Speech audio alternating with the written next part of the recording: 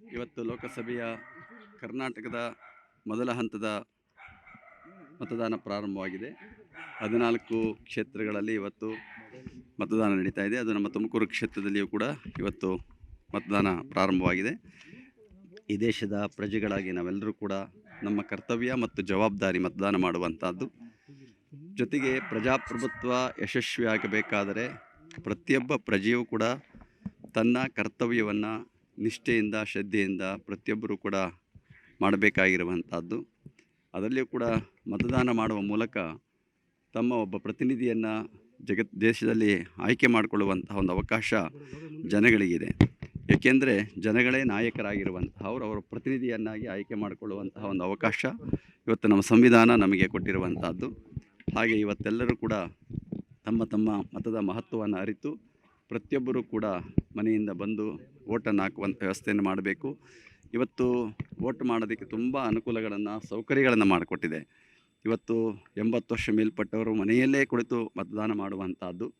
ಮತದಾನ ಕ್ಷೇತ್ರಕ್ಕೆ ಬಂದಾಗ ಅಂಗವಿಕಲರಿಗೆ ವೀಲ್ ಚೇರ್ ಇಟ್ಟಿದ್ದಾರೆ ಮತ್ತು ಬೇಕಾದ ಸೌಕರ್ಯಗಳು, ನೀರಿನ ಸೌಕರ್ಯಗಳು ಎಲ್ಲವನ್ನೂ ಇವತ್ತು ಒದಗಿಸಿಕೊಟ್ಟು ಯಾವುದೇ ತೊಂದರೆ ಆಗದಾಗೆ ಮತದಾನ ಮಾಡುವವರಿಗೆ ಪ್ರತಿಯೊಂದು ವ್ಯವಸ್ಥೆ ಇರಬೇಕು ಅಂತ ತಿಳ್ಕೊಂಡು ಇವತ್ತು ಬಹಳಷ್ಟು ಅನುಕೂಲಗಳನ್ನು ಮಾಡಿಕೊಟ್ಟಿದ್ದಾರೆ. ಈ ಅನುಕೂಲ ಇದೆ ಅನ್ನೋ ಪ್ರಶ್ನೆ ಅಲ್ಲ, ಇದು ನಮ್ಮೆಲ್ಲರ ಜವಾಬ್ದಾರಿ. ಇದು ಪ್ರತಿಯೊಬ್ಬ ಕರ್ತವ್ಯನ ಪ್ರತಿಯೊಬ್ಬ ಪ್ರಜೆಯ ಕರ್ತವ್ಯ ಆಗಿರುವಂಥದ್ದು. ನಾವೆಲ್ಲರೂ ಕೂಡ ಏನೇ ಇರಲಿ ನಾವೆಲ್ಲ ಭಾರತೀಯ ಪ್ರಜೆಗಳು ಅನ್ನುವಂಥ ಭಾವನೆ ನಮ್ಮೆಲ್ಲರಿಗೂ ಕೂಡ ಇರಬೇಕಾಗಿರುವಂಥದ್ದು. ಈ ಪ್ರಜೆಗಳಾಗಿ ನಾವೆಲ್ಲರೂ ಕೂಡ ನಮ್ಮ ಕರ್ತವ್ಯಗಳನ್ನು ಪ್ರತಿಯೊಬ್ಬರು ಕೂಡ ನಿರ್ವಹಿಸಬೇಕಾಗಿದೆ. ಆ ನಿಟ್ಟಿನಲ್ಲಿ ನಾನು ಕೂಡ ಇವತ್ತು ನಮ್ಮ ಮಠದ ಪರಂಪರೆಯಂತೆ ನಮ್ಮ ಪರಮ ಪೂಜ್ಯರು ಬಹಳಷ್ಟು ವರ್ಷಗಳ ಕಾಲ ಮತದಾನ ಮಾಡಿದಂತಹವರು. ಬಹುಶಃ ನಮ್ಮ ಕರ್ನಾಟಕದಲ್ಲಿ ಹೆಚ್ಚು ಮತದಾನ ಮಾಡಿರುವಂಥವರು ಪರಮ ಪೂಜ್ಯ ಶಿವಕುಮಾರ ಮಹಾಸ್ವಾಮಿಗಳವರು ಅಂತ ಭಾವಿಸಬೇಕಾಗಿರುವಂಥದ್ದು. ಅದೇ ರೀತಿಯೇ ನಮ್ಮ ಮಠದಲ್ಲಿರುವಂತಹ ಮತಗಟ್ಟೆಗೆ ಹೋಗಿ ಇವತ್ತು ಮತವನ್ನು ಚಲಾಯಿಸಿ ಬಂದಿದ್ದೇನೆ. ಈಗ ನಗರ ಪ್ರದೇಶಗಳಲ್ಲಿ, ಗ್ರಾಮಾಂತರ ಪ್ರದೇಶಗಳಲ್ಲಿ ವೋಟಿಂಗ್ ಪರ್ಸೆಂಟೇಜ್ ಜಾಸ್ತಿ ಆಗುತ್ತೆ, ನಗರ ಪ್ರದೇಶಗಳಲ್ಲಿ ಕಡಿಮೆ ಆಗುತ್ತೆ. ನನ್ನ ವೈಯಕ್ತಿಕ ಒಂದು ಅಭಿಪ್ರಾಯ ಅಂದರೆ 100ಕ್ಕೆ 100ರಷ್ಟು ಮತದಾನ ಆಗಬೇಕಿದು.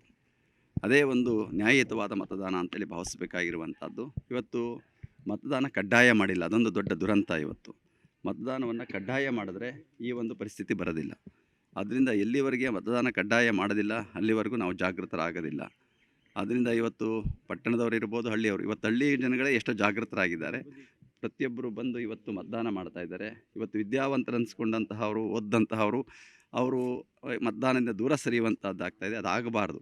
ಇದು ವಿದ್ಯಾವಂತ ಇರಲಿ ಯಾರೇ ಆಗಲಿ, ನಾವು ಈ ದೇಶದ ಒಬ್ಬ ಪ್ರಜೆ ಅಂತೇಳಿ ಭಾವಿಸಿ ಮತದಾನವನ್ನು ಮಾಡಬೇಕು. ಕಡ್ಡಾಯ ಮಾಡಬೇಕು ಅನ್ನುವಂಥ ಮಾತು ನಂದು ಅಭಿಪ್ರಾಯ ಅದೇನೆ, ಕಡ್ಡಾಯ ಆಗಲೇಬೇಕು.